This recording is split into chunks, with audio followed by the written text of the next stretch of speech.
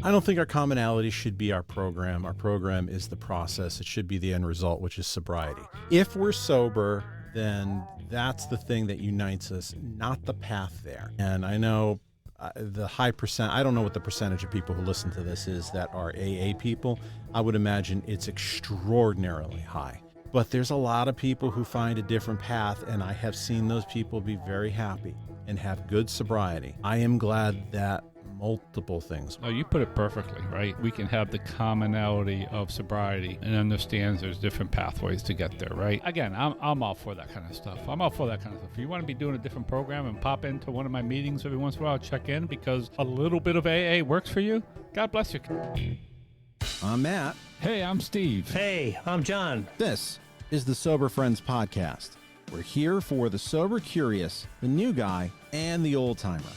Here to talk about the stuff anyone looking to live alcohol-free has to face day to day, and how we overcame those struggles. We speak for no 12-step group, but we do try to remain anonymous. You're not alone. This is the Sober Friends Podcast. I had some serenity this week, Steve. I had a family member in my car driving up for my youngest's birthday, and a family member was asking questions as Kendrick Lamar was on the radio around, what type of music is this? Is this black music? And as my daughter was dancing, he turned around and said, is your town heavy black? And I burst out laughing. And I think I've kind of learned everything, not just to whip around and just start screaming at the top of my throat. Because I don't like this. I don't like this type of thing when I hear racism of that level. And it's to be expected with this individual. But I don't like it. But I also didn't make a scene. And I didn't destroy the relationship. And I don't know, maybe people are listening saying you should have destroyed the relationship. But, oh my God. What am I going to do with this guy? I'm not sure you're going to do much with people these days, right? You can't change people. Mm-hmm. Like I said, what can you do? Blow up a relationship? I mean, it all depends, right? It all depends on the situation. I think we all find ourselves in those types of situations, and it's really depends on how you feel, depends on who's there, of how you deal with it. We're just in a tough situation in society right now, right? I mean, it's just, a lot of stuff going on, and there's a fight around every corner if you want to take it. Yep. So, certainly is. The question is, is that the way, is that the way you want your daily life to be? And don't get me wrong, I applaud people who in those situations will absolutely just take it head on, right? I do. Take it head on, deal with it, say something, whatever. But it's not going to change the situation, right? You're not going to change that other person. So, I don't know. It's never fun. No, I wanted this to be a good birthday for my 11-year-old. Yeah. And she was going to her favorite place. And 2 days after she was born, I stopped drinking. So this is my anniversary. So I'm 11 years sober. I had forgotten until you sent me a text. I wasn't even thinking about it, which to me, I think is a healthy approach. Yeah. If you're kind of not like riding that to your anniversary, you're probably in a good place. And I thought anniversaries were a good topic today for the reason of why we celebrate anniversaries. I'm talking about this not to make it me. I'm talking about this to say that no recovery is perfect. My recovery is not perfect. My mental health is not perfect. And in many ways, my mental health is a mess. Less messy than others, more messy than some. And if I can do 11 years, you can get through today sober. That's the purpose, is to show that it's possible to give you hope. So this episode really is about hope. I got 11 years. I strung it together a day at a time. And the reason I got there is the work that I did to get there. A lot of that involves 12-step work. It involves family, friends, therapy, medication. The whole big picture got me to a place where I don't need a drink now. And that's where it's possible for you. Yeah, congratulations again, Matt. It was interesting because when I sent you that text in the morning and you said, oh man, I wasn't even thinking that. I said to you, it's happened to me too, because it's just the way I deal with my anniversary. I don't think a lot about my anniversary. I don't think about how much time I have. I'm very fond of saying, I don't really worry too much about how much time I have put together. And we'll get into that, why and how I feel about that. But I always say the best way to judge my sobriety is to ask my wife how I'm doing today. Right? I mean, because I can come home and say, whoa, look at me. I got 14 years. And then if I'm just a jerk at home, what do those 14 years mean? Or if I'm a jerk at work, or if I'm a jerk at the grocery store, like what do they mean? They just mean that I'm 14 years removed from alcohol, right? Really, because that's the thing with me. I've been there too, right? I literally have been 14 years removed from alcohol, right. but not sobriety, right? So, and they weren't pleasant, and I wasn't always pleasant out in society. So, acknowledging lengths of sobriety is very, very important. It's important for a newcomer. On a lot of your social media, I see your stuff. It's important to acknowledge and let people know, hey, this is possible. Yep. This is possible. The other thing to acknowledge is that sobriety isn't linear, right? And it's not perfectly linear that it always gets better, right? Right. It's like the stock market. It's up and down, and there's time it crashes. Now, again, hopefully if you have a program and if you're working hard, then you don't need to pick up a drink during those crashes or during those high points. Mm-hmm. But, there's always that struggle, There's always that struggle of trying to put it together. And that's the whole challenge of our sobriety is to how do we live on a daily, how do you live with that person who came up, on your daughter's birthday and deal with, how do we deal with those things, right?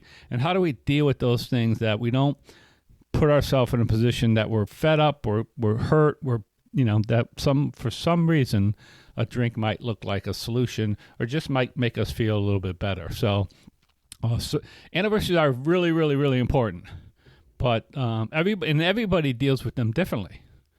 I have my way, you have your way. Mm-hmm. I think you and I deal with them sort of similarly, but I know other people who celebrate them all out, right? Big time parties, and that's good if that works for them, and if that's what they want to do. Yeah, my wife said, big day. How do you feel? And I told her I don't feel any different. And I'm not one of those to go all out. And so if you do, this is not an accusation. You do what works for you. But right. For me, It feels as though it's what I should be doing today versus any other day. It's a nice note. It's a marker. But you get to a certain point and it really is no different. You get to 11 years, it's really not much different than 30. I mean, 30 is a nice number that you get there, yep. But it's at this point, it's a new way of life. It's either going to stick or it's not. Yeah. I don't think I'm going to be any more enlightened at 30 years. Yeah. Here's the thing. Here's exactly what we're talking about, right? We've talked about we're doing a Joe and Charlie study group right now. There's 8 of us there, and we had 3 anniversaries last week, right? They didn't hit before Wednesday, but John's wife made a cake for the 3 guys, right? So, right. So, that, and I look at that and like, that's not me, right? Like I would never, like if my wife wanted to make me a cake or something on my sobriety day, I would tell her, no, that's not what I'm interested in. But it's okay if those guys feel that way. It's okay if for some reason that makes them feel better. And here's the other thing. We talk about this all the time. It's really important. It's really important that the meetings you go to, those regular meetings, that you show up and you pick up and you get acknowledged, because it's important for those newcomers, right? And our Monday Night Big Book is the perfect one. We have lots of really dedicated new people, right? We have 4 or 5 people with under a year who regularly come to that meeting, and they need to be able to see, like, oh shit, Matt's got 11 years, You know, so-and-so's got 30 years, right? They need to be able to see that works, because that's how I stayed sober early, right? We talk about our buddy Edson, and I always talk about Edson. Like, Edson would talk, and he would seem as crazy as I was in my head. And I only had maybe a few years sober, but Edson had 20-something years. And it inspired me. Like, oh, Edson can live with alcoholic thoughts, but not have to pick up a drink. Mm-hmm. And that inspired me, like, oh, maybe I could do this too, right? That's how important that was to me. Yep. Maybe I could do this, even though I'm struggling with the thoughts in my head and I can't quiet my brain, like all of those struggles that I had early in my sobriety. But I looked at other people and went, or Timmy's another one. Like, I would look at Timmy like, how does this guy stay sober? Yep. Right? How does he stay sober with what he spits out of his mouth? But it inspired me. And it gave me hope, and that's what it's right. It gave me hope that, wow, if these guys can do it, if these guys can put together really, really long-term sobriety, then maybe I could too. And that's why it's important. It's important to take, if you go to a meeting where there's a monthly chip, that's right for you. And this Monday meeting where I'll take an 11-year chip, first chip I took was a 3-month chip. Right. Those monthly chips were important to me because it gave me something to look forward to. I could mark off the 21st of each month by getting a monthly chip to build towards something. Gives you that reward to continue on this path. And you're also showing the older people your progression. And kind of once you get to that year, it's really not for you anymore. It's not for me anymore. Yeah, right. It varies. Here's my thought on anniversaries, all right, and this just so people can get a feel for what works for them. Is I think anniversaries are extremely important for the reasons we've just talked about. Mm-hmm. They're important for all. They're also important for the people close to me, right? Mm-hmm. To know that I've put together this stretch of sobriety, because let's face it, right? They don't know, my wife and even my family didn't know when I was drinking, right? So, because I hid a lot of my drinking. So the fact that I'm able to tell them, and they believe me today, that I have 14 years sobriety, right? That gives them some hope, right, too. But I think for me, I have to acknowledge, right? I have to acknowledge my sobriety. Mm-hmm. And that's what I do. When I pick up a chip, I acknowledge it. Right? I acknowledge, yep, here it is. I put together something. I've done some work. Like that is my message to the newcomer or somebody who may be struggling. Yep, here's what it is. If they want to know what I did, I acknowledge it. I don't celebrate it. I don't.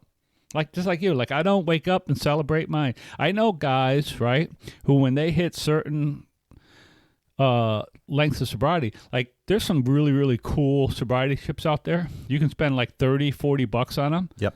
I know guys who go out and like they'll get one of those. So somebody will give them like a $40 chip. If that makes you feel good, that's fine. I don't want anybody to spend that kind of money on me. No. Right? I know where all my chips are, right? And they're in a drawer. Yeah, right? mine too. I don't carry them. And again, people put them, people keep them in their pocket, people use them on a keychain, whatever works for you. But mine go down the drawer. And what I do with my chips, usually if I can, if I have a sponsee who's coming up on a yearly, I usually take one of my older yearly ones and I pass it on to that sponsee. Because usually almost every sponsee that I had who's still around, we go to at least one meeting together. So in that meeting, when their anniversary comes up, I usually will ask, depends on what the protocol is, hey, I want to give so-and-so this chip. And I will pass on one of my chips that I got to them for that year. And that's the way I'm passing on. Like, that's what I do. I acknowledge, I pass it on. I'll celebrate other people's sobriety, right? Yes. Like, I'll do that if that's what people want me to do. It's just, for me, it's not that important. Mine is July 27th, right? And July 27th should be no different than July 26th or July 28th, right? Mm-hmm. It should be no difference in how I behave and anything that's going on. On the other hand, you're talking about celebrating other people's sobriety. That I do love to do. Me too. Now, maybe they don't enjoy the steak dinner. They could take it or leave it, but I sure like it. Yeah. Because it makes me feel part of their sobriety. Right. That's important to me. Yeah. Yeah, and that's the same thing, right? If you want to go out and celebrate somebody's sobriety, we all go out and grab a bite to eat, then it's a group celebration. You're just using that person anniversary as a way to celebrate all of your sobriety, right? That's the way I look at that. You want to go out and have a steak or a pizza or something, go to a meeting, something like that is great. Absolutely. And then we celebrate sobriety in general, right? Listen, I'm grateful every single day. I mean that. And do I wake up thinking, oh my God, I'm sober? No, again, that's the whole point. I don't. Just, you talk about it all the time. It's a new normal for me. Yes. Right? I wake up. I have stuff going on in my life. I make some plans. I try to see what my day looks like. And the nice thing today is usually I'm waking up in a fairly decent mood, right? Usually I'm not waking up stressed. Usually I'm not waking up angry, resentful. I still can, but man, those days are few and far between now. They really are. And I don't like them. This is the whole point. I don't like them when I wake up like that. So right. when I do wake up like that, I go, oh man, I don't like this feeling. So what am I going to do about it? And I today I have tools to do something about it. I want to live in a peaceful, joyful, useful life to the best of my ability. Mm-hmm. And that takes work for me, right? Some people, maybe that's their default setting. Not mine. My default setting is a little bit more high strung, a little bit more, talked about it Friday, a little bit more not going to every fight I'm invited, especially in this world of that we live in now, not jumping in where I don't need to jump in, right? There's an old saying, if I'm going to say something, I should ask 3 questions. Does it need to be said? Does it need to be said by me? And does it need to be said right now? If I ask myself those questions, it'll save me a lot of trouble. I used to have this brick on my desk. It was like this foam Lego brick that used to say wait. And I used it in coaching. Why am I talking? And I think a lot about that. I'm saying the same thing you just said in a sense, just shortening it. And I had some people who love to talk, and I just would bring the brick out and I put it on the desk and I wouldn't say anything. Like, why am I talking? Mm-hmm. Why are you talking? And I use that as a lesson. And I'm not always great at that I feel like what I have to say is the most important thing. Knowledgeable, insightful. It's the thing that needs to be said because nobody can say it like me. Right. Or nobody's thinking it. Yeah. I get it. I've had to work on that skill myself. I really work hard. And a matter of fact, my Friday night meeting, it was perfect. It was exactly that. A topic was brought up that I had a lot to share on that topic. Mm-hmm. But there's some of it I wasn't ready to share. And I've talked to some people about it, and I'm like, do I really want to put this out to the whole group? And typically, I don't usually have that much forethought. I just go right out and just dump it to the group. Mm-hmm. And I decided not to. And I ended up sharing at that meeting further in, but I really started thinking about that. And I've actually started to think a lot more about, am I sharing something that's useful? My Monday night meeting, my Friday night meeting, even my Wednesday noon meeting that I go to, depends on how those meetings goes. They're not big sharing runs, right? I mean, they will. And I've been trying to hold back because I don't mind sharing, right? So I'll always, right? So I've been trying to hold back and see if the meeting gets quiet and somebody needs to say something just to try to get other people going. That I'll do because I don't mind sharing. But I've been trying to wait, and I did that Friday night, and actually I did it at my Wednesday meeting, because just trying, and not only that, I'm trying to listen to other people, right? Trying to hear what other people have to say. Because as I say, one of the things that's been very much, I probably always knew this, but it's been very much in my forefront of my brain, is that when I go to meetings and I listen to other people share, I learn about myself, right? I hear stuff in their story that I go, ooh, that's me too. So I listen, like, how are they handling it? What have they done? So I get some insight on me. by listening to other people. It's an emotional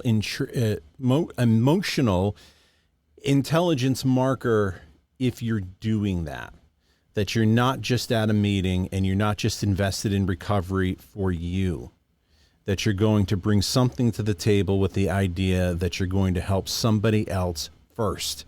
And I think a lot about that. There are some times I need to share because there's something going on within me that I think is worth getting out there, or it's going to make me feel better. I would say 9 times out of 10, if I have something I need to get off my chest, I'm tailoring it in a way that will help somebody else, that'll help the newcomer. I'm going through this so you don't have to be worried if you're going through this too, because it's a common thing. It is always that twist on what is the thing that I'm going to offer that is going to help somebody else, even if it's really bothering me. And then sometimes it just doesn't fit.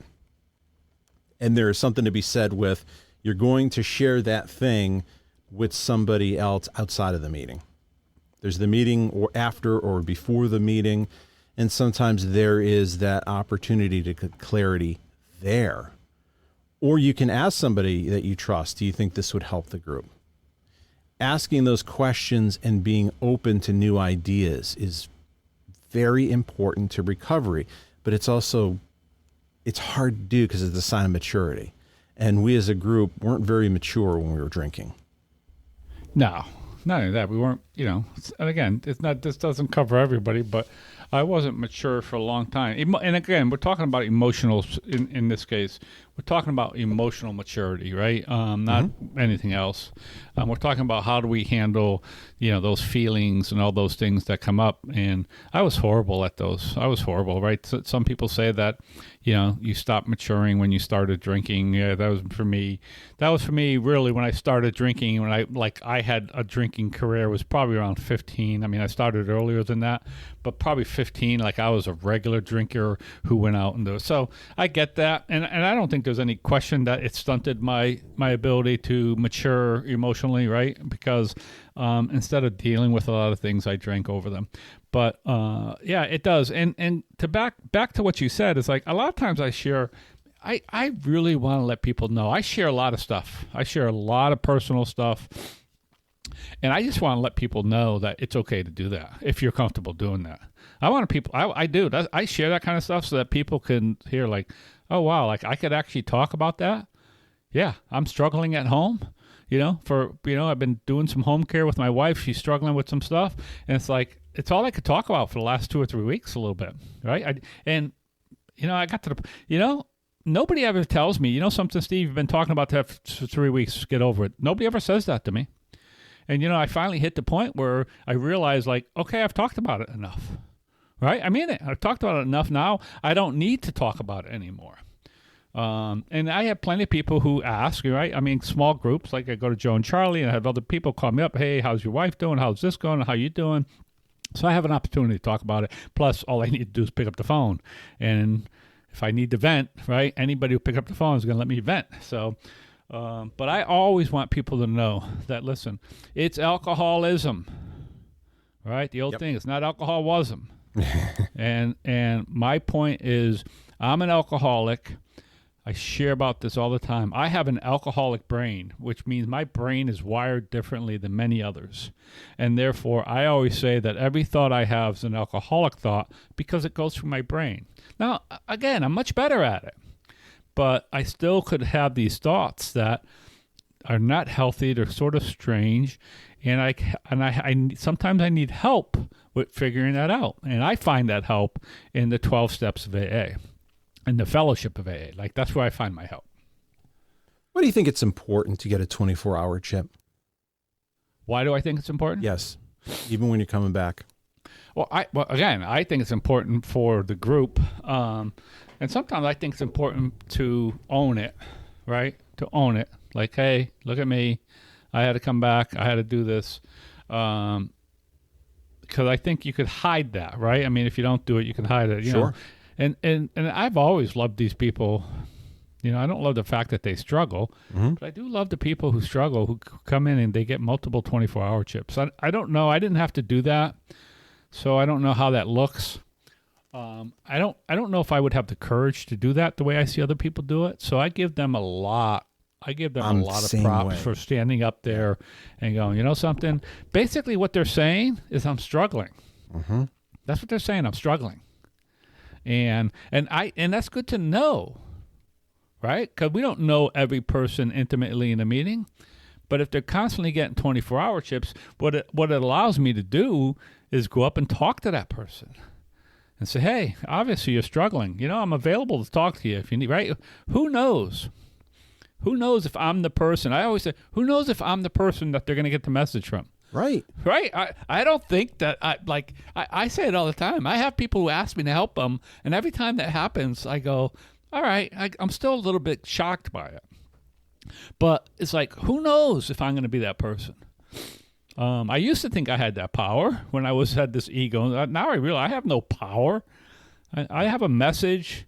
I can show you what worked for me. Sometimes I feel like I did a good job with the sponsee. Sometimes I feel like I did a shit job with the sponsee. But I also know that it's up to them if they're going to drink, not me. Mm-hmm. There are therapists and drug counselors, psychiatrists, psychologists who can't get people sober. And I don't have those skills. All I have is a kind word or a thought or some advice. Right. And maybe it works and maybe it doesn't. Or a car to pick them up and take them to a meeting, exactly. Right? I tell people all the time and I haven't told anybody this in a long time because I just haven't had to. But I tell people all the time if they're new, like, oh, I don't have a car. I tell them all the time, I will pick you up and take you to the meetings I go to. Like if you need meetings, I'll take you to Monday night. If you're around, I'll pick you up for the nooner meeting, and I'll pick you up at a Friday night meeting. Those are the meetings I go to. I'll pick you up. No, and I really don't care where you live. I'll pick you up and take you to those meetings. Whether I take you to another meeting will depend on my schedule and how much I can get away, you know? So that's what I have to offer, right? And I bring these people to the meetings I go to, and I like those meetings because of the sobriety in those meetings, and I hope that maybe they'll find something similar out of that group that I did. Mm-hmm. And then, you know, if they want some one-on-one help to sit down and go through the big book, I always can do that with them. And, you know, and even if I can't do that with them, I know people who will, and I could suggest, hey, why don't you talk to this person, right? That's all I can do. That's all I can do. And and it seems like that works for a lot of people, right? And a lot of people have come through. You know, I've reached out. I got a couple guys who I not their sponsor, but you know, I get text messages. Hey, what's want to let you know? I have one guy right now. He's not even doing AA stuff. We talked about it. He's doing the aware stuff, and every once in a while I hear from him. Hey, Steve, this is so and so. I've got 75 days sober today. I'm like, fantastic. Yep, fantastic.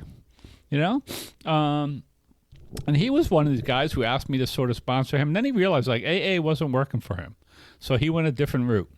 And so, but I love to hear from him. Good for him. Yes. Good for him that he's been able to put it together. He's found the program that works for him. And this is the point. He knows I'm available to him. Right. Right. He knows if he wants to pick up the phone. He knows where he can find me. Right. He goes to my Monday noon meeting once in a while. He knows if he ever needs to find me, he can probably show up there and find me. I don't think our commonality should be our program. Our program is the process. It should be the end result, which is sobriety. If we're sober, then that's the thing that unites us, not the path there. And I know the high percent, I don't know what the percentage of people who listen to this is that are AA people. I would imagine it's extraordinarily high. But there's a lot of people who find a different path, and I have seen those people be very happy and have good sobriety. And I am glad that multiple things work. Yeah, no, you put it perfectly, right? I mean, we can have the commonality of sobriety, and understands there's different pathways to get there, right? And so, and again, I'm all for that kind of stuff. I'm all for that kind of stuff. If you want to be doing a different program and pop into one of my meetings every once in a while, check in because a little bit of AA works for you. God bless you. Come on in. Mm-hmm. I know a ton of people out there who may be listening to that disagree with that completely, right? There's a whole bunch. I know a whole bunch of these guys. AA, the only way it works is what you should be doing.